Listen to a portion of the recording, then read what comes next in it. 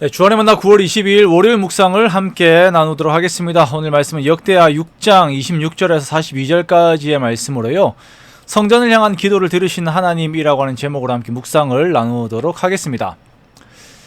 오늘 본문은 솔로몬의 성전 봉헌 기도의 내용 중 두 번째 내용을 담고 있습니다. 이 기도 안에서 우리는 하나님께서 우리들의 기도를 들으신 하나님이시다라고 하는 그 지식을 알 수가 있습니다.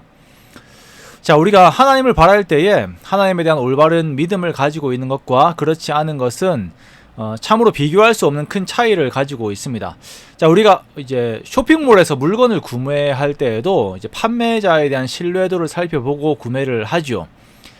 제가 아는 어떤 여자 집사님은 옷감에 대한 카탈로그를 보실 때에 돋보기를 들고 그 옷감 사진을 살피시는 분도 계신다라고 하셨어요.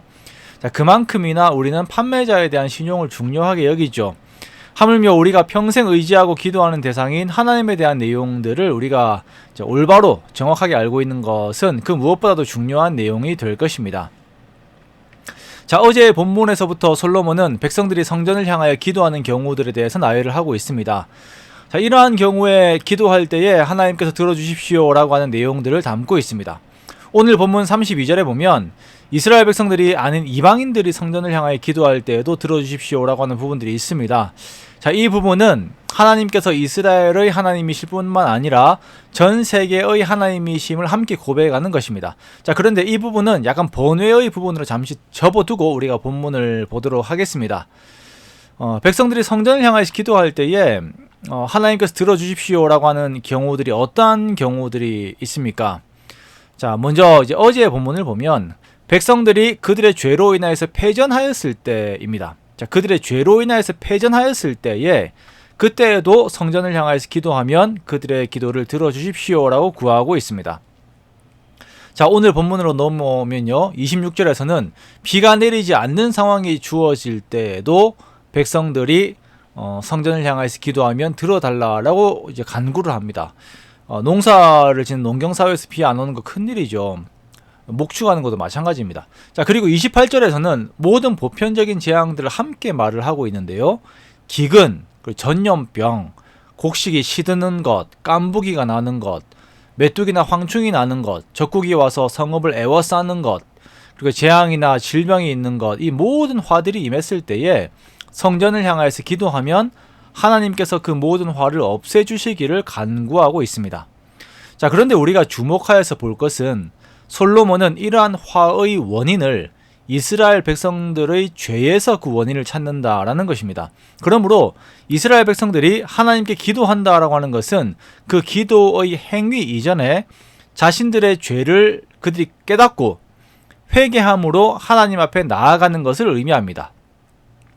자, 어제 본문의 22절에서 23절을 보면 솔로몬이 간구하기를 재판에서 공의 구현이 있게 해달라고 기도하였습니다. 자, 이 기도는 곧 이스라엘 백성들이 하나님 앞에서 올바로 살 때에는 이들에게 평강을 달라라고 하는 요구이기도 합니다.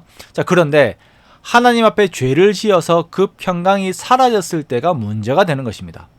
그때 앞에서 나열한 온갖 화의 것들이 이스라엘 백성들에게 닥쳐도 이스라엘 백성들은 하나님의 공의 앞에서 할 말이 없어요. 자기네들이 죄를 지었기 때문에 당하는 것이잖아요. 자, 그런데 솔로몬은 여기에서 하나님의 은혜를 구하는 것입니다. 은혜를 구해요. 이 성전을 향하여 기도할 때에 죄의 권세에서 그 영향력에서 벗어날 수 있는 은혜를 달라라고 기도하고 있는 것입니다. 자, 바라보고 있는 성전의 중심에는 무엇이 있습니까? 지성소가 있고 언약궤가 있습니다. 은혜를 상징하는 속죄소가 있습니다. 그것을 바라보면서 하나님의 은혜를, 그 회복을 구하는 것입니다. 36절에서부터 보면 조금 더 실제적인 내용들이 나옵니다. 자, 지금 이 역대하는 1차적으로는 바벨론 포로에서 돌아온 유대인들을 향하여서 쓰여진 것이다 라고 하였습니다. 자, 만약 백성들이 하나님께 범죄하여 이들이 적국에 사로잡혀 갔을 때라도 이들이 성전이 있는 쪽을 바라보며 하나님께 회개하며 용서를 구할 때에 하나님께서 그 기도를 들으시고 용서를 해달라고 솔로몬이 기도를 하고 있죠. 자, 이러한 솔로몬의 봉헌 기도를 다시 언급하는 것은 지금 실제적으로 이들의 죄로 인하여서 이방에 잡혀갔다가 돌아온 자들, 자, 어쩌면 삶의 의지들이 많이 꺾이고 이방이 더 커 보이는 그러한 유혹 안에 있는 백성들에게 하나님을 기억하고 다시 바라보라. 그 하나님을 의지하라. 그 하나님의 은혜를 의지하라라고 외치고 있는 것입니다. 하나님께서는 공의의 하나님이시지만 우리가 범죄하여 넘어졌을 때에, 우리가 자비와 긍휼하심을 구할 때에 우리의 기도를 들어주시고 우리를 회복시키시는 분이시다라는 것입니다. 이 말씀은 오늘날 우리들에게 동일하게 적용됩니다. 우리가 죄로 인하여서 넘어지고 세상에 이리저리 치일 때에, 그때 우리는 우리를 회복시키시는 하나님을 바라보아야 합니다. 그리고 이때 우리의 대속을 위하여 십자가에서 죽으신 예수 그리스도를 바라보며 기도해야 합니다. 이것이 성전을 바라보며 기도하는 것의 의미입니다.